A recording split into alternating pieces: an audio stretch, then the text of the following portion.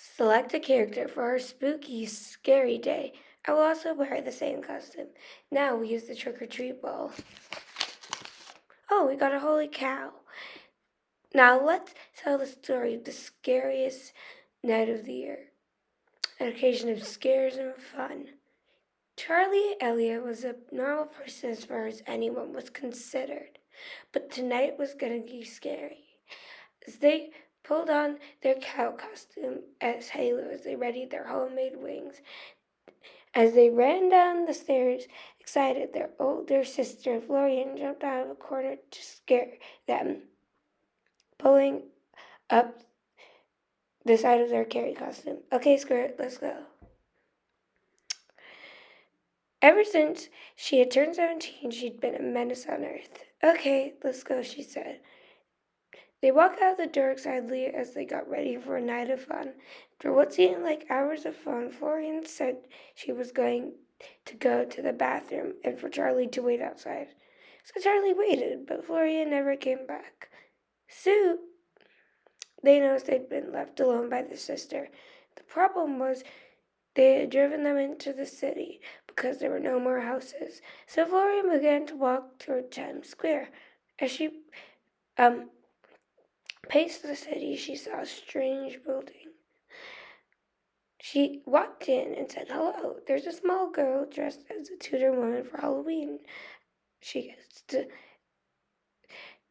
little girl said hello with the energy of a sun in the night and walked her into the house. I took her hand. It was really cold, but I ignored that. It was cold that night. As she pulled me through the house, she talked about it quite fondly, even though it was really quite run down. We made to the dining room. I noticed something very odd indeed.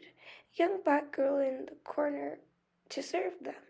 I asked about it because, frankly, that didn't seem very normal.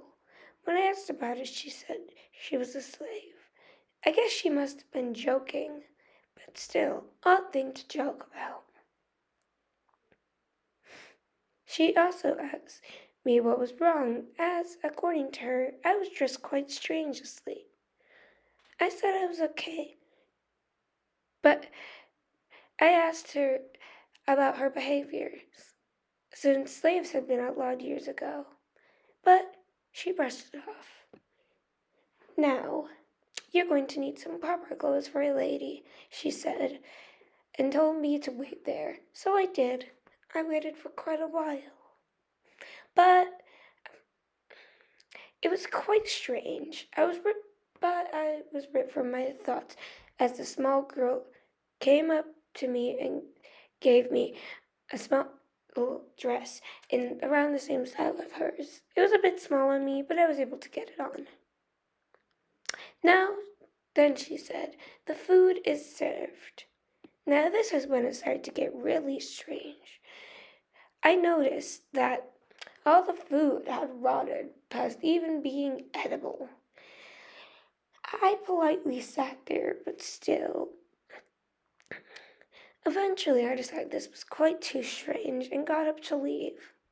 The girl then grabbed my hand and said, "No, I insist you stay." So I said, I must get home, really, and managed to pull away and run out. But I gasped in horror over what I saw. New York was overrun with horse-drawn carriages. They they were being rattling they were rattling down the street in quite the odd fashion. I turned around to see the girl beginning to morph and change. Her neck was snapping and turning in circles. Her body was decaying in front of me, turning old and dying.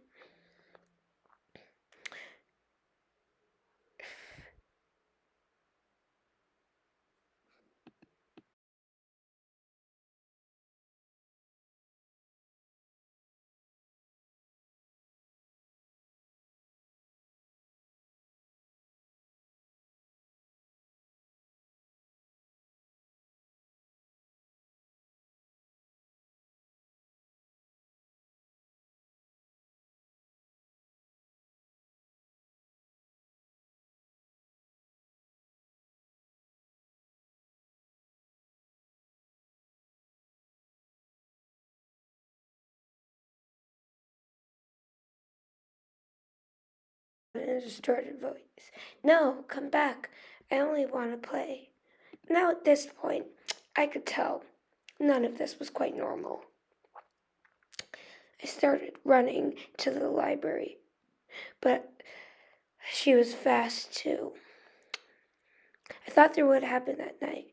I noticed that there was something I knew about this. It was the girl on the photo on my mantle. I looked through the town record and quickly found her.